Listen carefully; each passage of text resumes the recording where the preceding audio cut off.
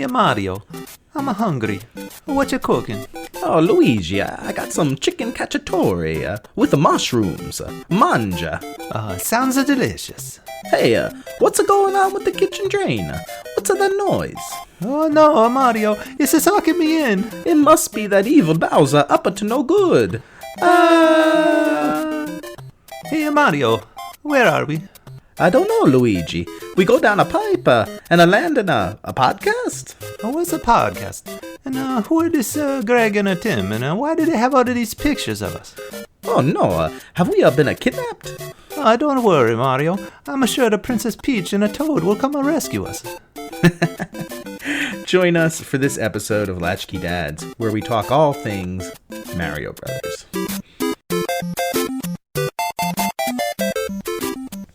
Hey, Tim. Hey, Greg. How's it going? Yeah, pretty good. How about you? All right, hanging in there. Yeah. Nice. Pitchers and catchers report in about 20 days or something like that. Yeah. Actually, I think it's sooner, isn't it? The 15th of February? You know, you may be right. Yeah, I think so. So just a couple days. Getting excited. We should do a podcast at the game. We'll go to a Mets-Phillies game. And there we go. Sitting there. But I was looking. Did you know that there's a new Mario movie coming out in April? Yeah, I think I saw something about that. Yeah, I think maybe it was during the World Series or something. I might have seen a promo for it, maybe. Yeah. I don't know if they're trying to do a little better than the last one did or not, but it definitely looks pretty cool. Yeah, and I think they've gotten some pretty good voice actors, or well known. I don't know if they're good or not. I haven't seen it, but yeah, I think it's is it Chris Pratt? Yeah. I think they pulled in, with the success of the Lego movie. Why not use Chris Pratt? So I always like this guy from It's Always Sunny in Philadelphia, Charlie Day. Okay, yeah. I saw his name and I was trying to place where he was from, but yeah, he's a pretty funny guy. Yeah, that's good. And I think Jack Black. I think Jack had told me. Yeah, that Jack Black was going to be the voice of maybe Bowser. I think so. Yeah. I think he's Bowser. Yeah, it would make sense. Yeah. And the guy from Key and Peele. Okay. Is it Keegan-Michael Key? Yeah, I think you're right. Like that he's in it as well as I think Seth Green is also in it. Oh, nice. No, I'm sorry, Not Seth Rogen. Oh, okay. All right. Well, I guess I might see it anyway. Yeah. But it got me thinking. Oh, and it is animated. It's not like the old school movie from the early 90s, 93, I think, the Super Mario Brothers movie. Yeah. It's not live action. it's a typical animated movie, right? Yeah. I don't know. I thought maybe Dennis Hopper would want to reprise his role, or maybe John Leguizamo as well. So I was thinking about Mario and the history of how long that little Italian plumber's been around. Yeah, it is pretty neat to think that it's been around as long as it has, and how big it's gotten. To think that it was just sort of I think I saw he was originally just a side character. When you think of him being in Donkey Kong, right? Not even having a name. Do you remember was he Jumpman? Yeah, Jumpman, right? Yeah. And he had to save his girlfriend Pauline. From the clutches of Donkey Kong. Like show business, he got noticed and got his own episode, got his own TV show. Yeah.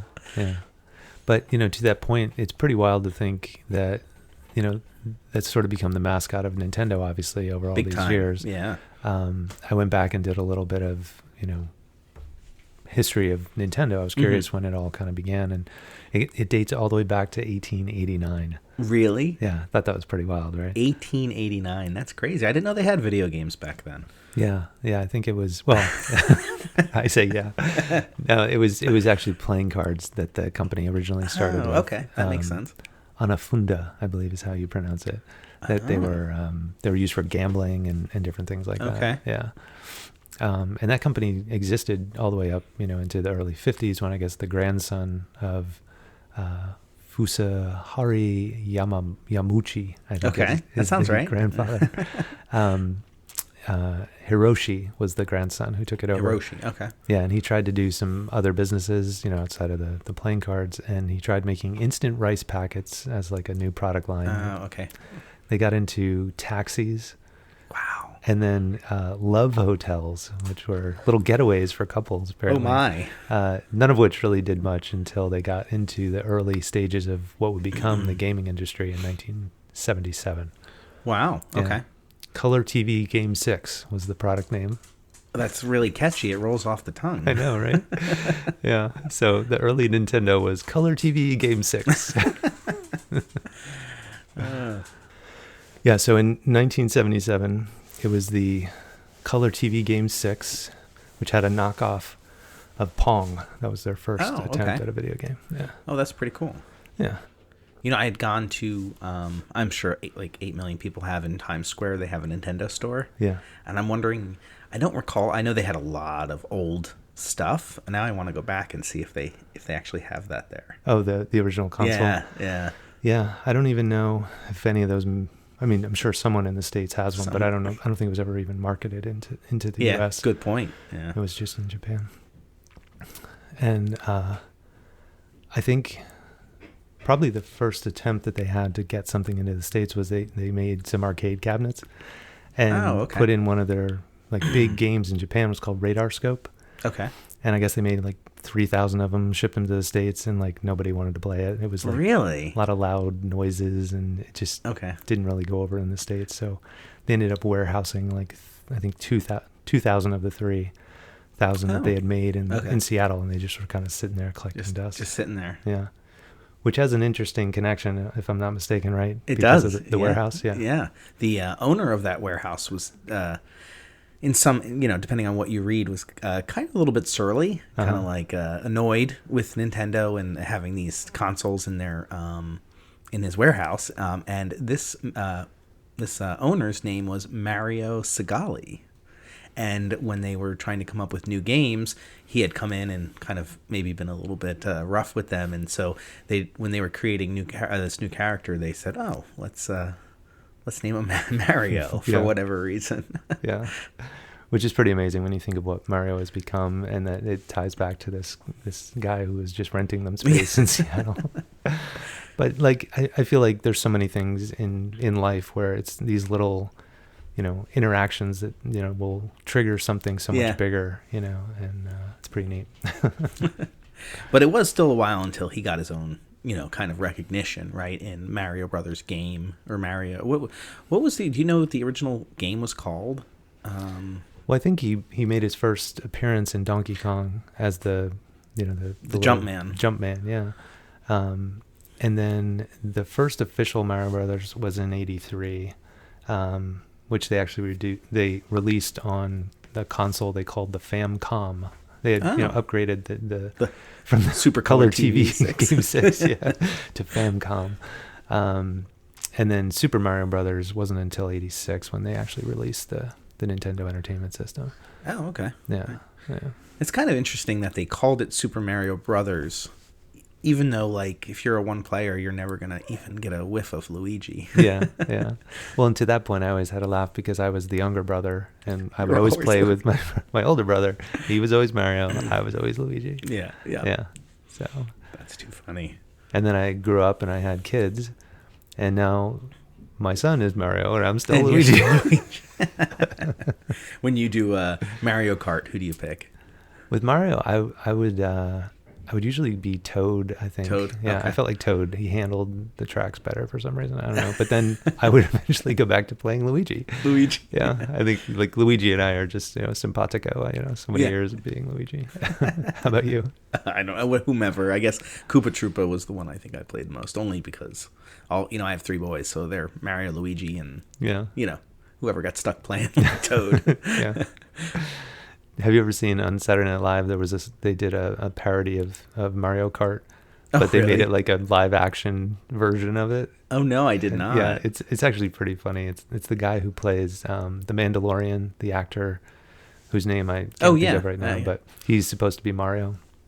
And so the whole setup is that it looks like a sort of dystopian sort of camp, and someone comes over and says, "We need to transport something.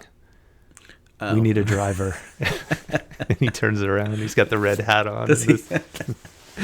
And it's pretty funny. But yeah, that is good. Yeah.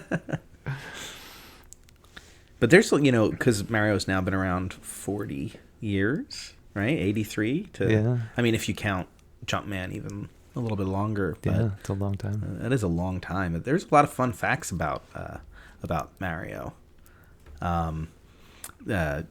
He's been in over 255 games.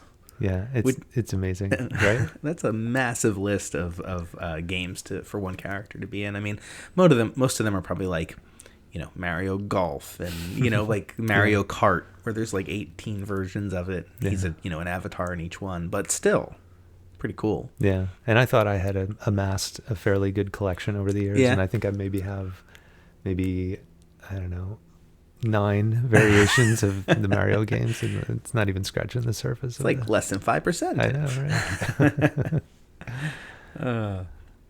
So this was pretty wild. I saw that the first Super Mario Brothers game has sold over 40 million copies. 40 million copies. Yeah. Wow. It's just blows your mind, right?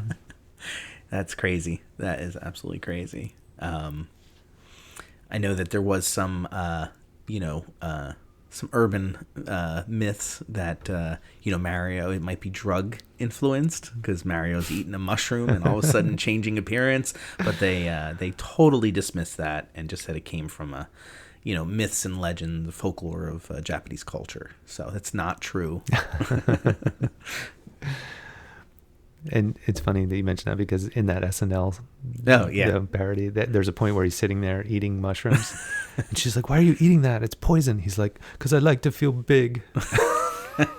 There you go. Yeah.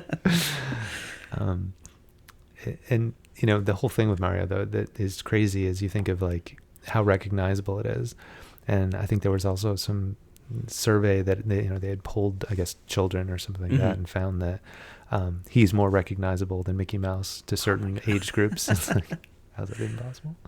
Disney's like, that's more sacrilegious than John Lennon saying they're more popular than Jesus. How dare that happen? Yeah. But it's true. I mean, right? You think about it. The kids. That's one of the great things about Nintendo is that it's appropriate for kids, right? You never felt, dealing with kids, new generation. If you want to get them a system you feel that is appropriate and whatever, you get them a Nintendo because all the game, well, not all. Now they have expanded to some other titles, but for the most part, it's all family friendly, kid age appropriate games. Yeah, yeah, and it's interesting too when you think about how their biggest competitor in the early days was Sega. Yeah, and they really tried to push the other end of that spectrum where their games were more intense and in some cases more violent, like Mortal Kombat and all that kind of stuff. Yep. And then, you watch that arc of them kind of cutting into Nintendo's like market share, I guess. Sure. And then it kind of tailing off to the point where they're gone. I mean, they still produce, obviously. They make content, they make games. Games, right? But their consoles are, I think their last attempt was like the Dreamcast? Dreamcast, yeah. Yeah. Which didn't make it. I don't know. I don't know. So that was a long time ago too. Yeah. And it is because if you play, some of the newer Nintendo games, there's Sega characters like Sonic, things like that in the Nintendo games, which is a little strange. Yeah. Being old school. I don't know did you hear about how that all came to be? The Nintendo, or I should say the Sonic Mario connection, I guess. Sega had presented the idea to Nintendo like bunch of years before it actually happened. They're like, no, we're good. We don't need your any boost in our character by bringing yours in. Yeah. But then I think it was during the Olympics, leading up to the 2008 Olympics, Sega again presented the idea of like how the Olympics bring all the world countries together, and it's this unity thing. Oh, okay. That maybe this would be a cool time to have the two of them be together in a game and it be the Olympics. So Mario, or I think it's called Mario Olympics. I'm not even sure. Mario Sonic Olympics. Yeah, I don't know. 98 Olympics or 2002 Olympics or whatever it is. Yeah. So that was when Nintendo was finally agreeable to having the two characters come together, and it's carried forward that they've done a couple variations of that same thing. But I think they do the Olympics every time they come around. Yeah. Well, with 255 games under their belt, I guess why not? What's another one? Yeah. But I thought it was interesting how, and I don't want to go too detailed, but I think it was that the show you had told me about, they were talking about the design of Mario. Back in the day, 8 bits of memory was, or whatever it was, of RAM or whatever, it was all you had. Yeah. And so they had to be very creative in the way that they designed the characters. Yeah. Hence, like overalls, so that the arms were different colors, so you could see the arms moving back and forth. A mustache to cover the mouth, right? Yeah. Something to do with gloves too. It was easier to distinguish the hands or something like that. Yeah, yeah. Well, and it's kind of cool over time how they've used those original graphics in different ways throughout the game. So like some of them will have little Easter eggs where you can, if you go down the right tube or something like that, it'll trigger this little side game within the game. Oh. So I know like in Mario Odyssey, which is one of the more recent games that's on the Switch, you can play the old style, almost like, I think it may not go all the way back to the Atari version, but one of the early, it might just be the original Mario that came with the NES. Okay. You can play it on like a wall. So the game goes from being fully immersive, full, world, 3-dimensional, to this little flat 2-dimensional version of the game where he's just jumping up and down and going through, the original game, which is kind of fun. That is pretty cool. Yeah. And to that end, like when you look at how graphically intense the new 3D version of Mario Odyssey is, it's like on par almost with what this movie is going to be, where it's, it's this obviously cartoon style, but it looks so real. Yeah. The CGI it's really impressive. I remember when the Wii came out, there was, I think it was Super Mario Galaxy. Okay. And we got it for the kids, but they were still too young and they couldn't play it very well. Mm-hmm. So they would ask me to play it so they could just watch. And so, like, there I am playing Super Mario Galaxy, on a Friday night. Yeah. Which was cool. Yeah. But I think that speaks to, like, how gaming has changed. Like, when we were kids, we played, and you only watched if you were, like, the next kid up. Right. Who couldn't actually play. Yeah. Where now, our kids grew up with YouTube and just watching other people play games. And I even saw there's a movie that's coming out it's all about the idea of speed running games, where somebody they'll do the game as fast as possible, start to finish. Okay. And so like Jack had showed me a video, I think it was like, 5 minutes or something. The kid had run the entire Mario game from start to finish. Oh, wow. But you have to do everything perfect. Like you can't miss a jump. You can't do anything wrong. It's just this perfect run.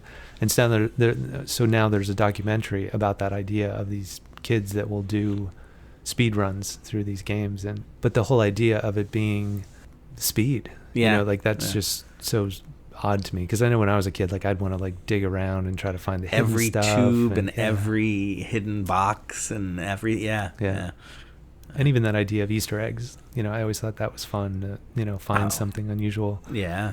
And I was reading, I was listening to a sort of a history of Mario and history of the games, and they were talking about how much extra data is in the code that didn't get used. They really? would start down a path in the game development, and then for whatever reason they'd remove that piece, but it would still there'd be hints of it that would lead to maybe a little Easter egg or something that people could find. Really? And there's these really, smart programmer guys that have, sort of dug through the code and found some of this stuff and stuff that we never knew as kids when we were playing, but it's apparently out there. It's in there. Yeah. It was pretty cool. One of the last kind of fact that I was found very interesting about the Mario character was the individual who voices Mario, and his name is Charles Martinet. Okay. And he's been the voice since like 93 or something like that. And I had to think about that because I'm like, well, if it's been around since 85, why did they? And then I'm like, oh, he didn't say anything. Yeah. In the original one, and I don't think he even says anything in 2, but I'd have to go look at that. So, there's this guy, and the story was that he showed up at some audition in Arizona, some like Comic-Con or some kind of thing that they were getting together and having people audition, and he showed up late, and they were packing up, and he convinced them to give him a chance. Yeah. And here he is, 30 years later, still doing the voice. Yeah, that's pretty cool. But it almost speaks, back to how he got his name. It was like the unusual situation, not the person who came in all prepared and perfect and everything. And for anyone upset that poor Charles didn't get the part as Mario in the new movie, his name is listed in the credits, so I guess he does do a voice of something or other in the actual movie. So, well, I'm glad to hear that. 'Cause Yeah. I would have been upset otherwise. I would have boycotted the movie. Yeah. So do you have any like personal, memories of playing the games that are? Man, I love Mario Brothers, the original. I mean, it was just.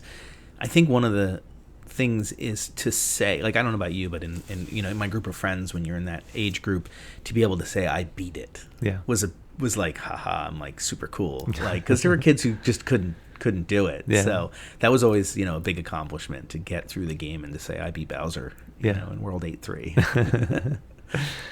Yeah, and I think, for me, so much of it was what was going on around us while we were playing the game too, like really cemented those memories. So, Yes. Like I was trying to remember, I think it was probably Super Mario 3, which would have been in the like late 80s, early 90s probably is when that came out. And like my brother had gotten a stereo, so we were playing, like the Red Hot Chili Peppers and Faith No More, and, and playing Mario all at the same time. Eating Cool Ranch Doritos. Yeah, exactly. Yeah, and just some of those worlds, like the desert worlds, and some of those, that we'd get stuck on for a while, and we just couldn't get past one particular part, and get so bad. Yeah, or one of us would be running too fast, and the other one would kind of get left behind, and you'd die like in the air because would carry you forward. And, yeah, but it was such a great time, great fun. It was. Yeah. Did you I mean, I was like, that was my game. That was my jam back in the day. And I knew all the secrets you're talking about, codes and different things. Were you able to get into Negative World? Did you ever do that? Uh-huh. Yeah. Which was another cool, like, I can get to Negative World. Yeah. Yeah. And all those little hidden, areas where you could run through a wall and there'd be a secret passage, or you'd hit the right, power up, and there'd be a beanstalk or something that would shoot you up to another level in the sky. All that stuff was just so fun to find those things. But then we also had, those were sort of the beginnings of, like, not cheat codes, but you would get, somebody would find out something, but now it's like with gaming, you just type it into YouTube and you'll find somebody who can tell you. But back then, either you knew somebody who got the Nintendo magazine, where Nintendo Power magazine, yes. Yeah.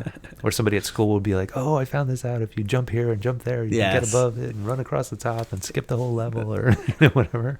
Did you know how to get to infinite, I don't know if it's infinite, but like 100 lives? Yeah. Yeah. Uh-huh. Yeah.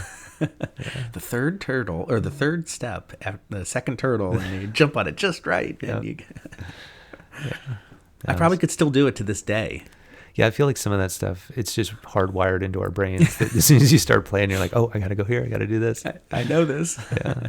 Like there was the ability, if you figure, like you're talking about, finding all the secrets, the warp zones. Mm-hmm. Yeah. Like you could beat the game. I think it was in 4 levels. Yeah. Yeah. Well, and I think in those speed runs, that's what they do, is they'll go through all It's just purely get to the end. Like they're not trying to get the high score or get all the stuff. It's just get there, get to the end. And I'm pretty sure they were using the warp worlds and stuff like that. So much fun. And I did get a game for Nintendo, and it was like this Nintendo like pack, and I thought it was all these old school games in one game, but reality, it was more like just certain levels from games. And it said it had the original NES, the original Super Mario Brothers, and I'm like, oh, this is great. I'd love to play that again. But it was like the reverse image. It was like a mirror image of the game, which I didn't think was going to mess me up, but it was very hard to like do everything like in reverse, So that was weird. Yeah. I didn't like it as much. Yeah. Well, even I think it was a bunch of years ago, probably when I got one of my first iPads, I got the Mario Run game. Oh yeah. But it's constantly moving. Like some of the levels back in the day would have sort of a little bit of a slow push to it, but the Mario Run, like it just goes at a steady pace, and you have to just keep up with it. And I found that I was, maybe I hadn't played in a while. Maybe it's because I didn't have a controller. I was just using the touch screen. Yeah, I was not terribly good at it. Did you? One of the things that I kind of love for my kids was do you remember that wonderful TV show? Oh yeah. Yeah. Right. That cartoon plus a little bit of live action with Captain Lou Albano from WWF at the time, now WWE.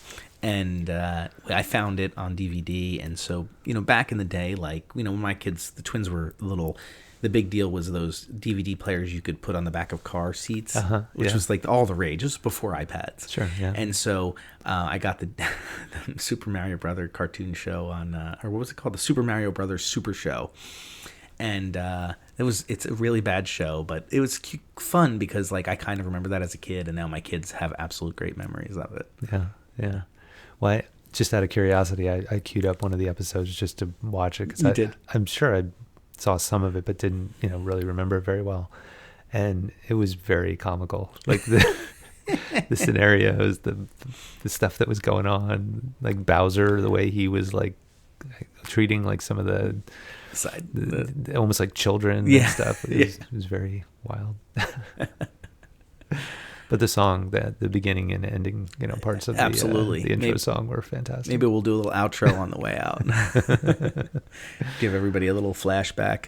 Yeah. It's good stuff. And then I guess maybe one of the last things to mention, we kind of talked about it, alluded to it earlier, the 1993 movie Super Mario Brothers with Bob Hoskins, John Leguizamo, and Dennis Hopper. Yeah. I never saw it. Did you? I did actually see it. You did? It was, and I just watched the trailer again to kind of remind myself. It was really bad. It was really bad.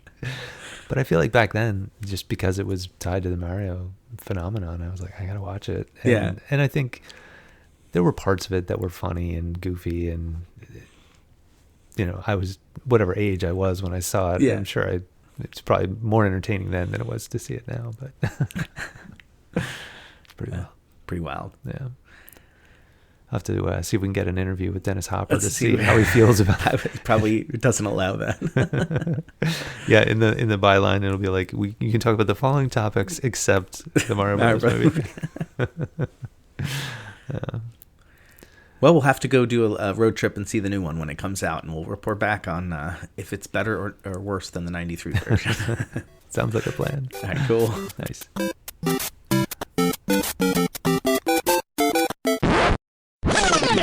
Hey, paisanos, it's the Super Mario Brothers Super Show!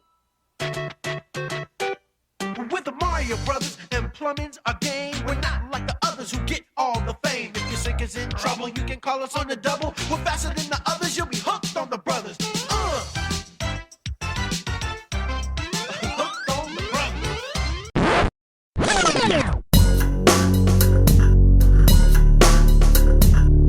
Hey, Greg. I think it's time for our report card. Sounds about right. So we'll start off with the actor who was in that SNL skit for Mario Brothers, a very famous actor now. He was been in The Mandalorian, and his name is Pedro Pascal. Right, that's the one I couldn't think of. That's it. And I did get a few notes from two of our previous episodes, and I had two things that we missed. One was that I mentioned a movie that I couldn't think of in our Blockbuster game, which you said was The Perfect Storm. Yes. And then I say that it's Matt Damon, and in fact it is Mark Wahlberg who's in that. And then in our previous episode about multi-slacking, we talk about some books, and I mentioned that I'm really into this book by Stephen King, and I say 11/21/63, which it's actually 11/22/63. So there you go. So stop sending us hate mail. I don't. All right. What do you want to give us? Another A+ effort? I think for the Mario episode, it has to be. Yeah, definitely. It's a Mario time. Can't get enough Latch-Key Dad content? Well, check out LatchKeyDads.com. That's right, Greg. On our website, we've got a plethora of photos from each episode, as well as other interesting links to content that we talk about on the show. Yeah, Tim, I really enjoy all the pictures that you put up there, as they really bring the episode home. Yeah, I guess I'm not afraid to show those embarrassing photos of my childhood. So, yeah, we encourage you to check out the website, LatchKeyDads.com, for all that content. Excellent. And if you have a moment, check out our shop page, where we've got really cool keychains for sale. If you don't know what to get your dad for Christmas, the holidays, Father's Day, birthday, check it out. It's a cool gift. Tim, did you know that listeners should like, review, and subscribe to the Latch-Key Dads podcast? No. But now I know. No, exactly.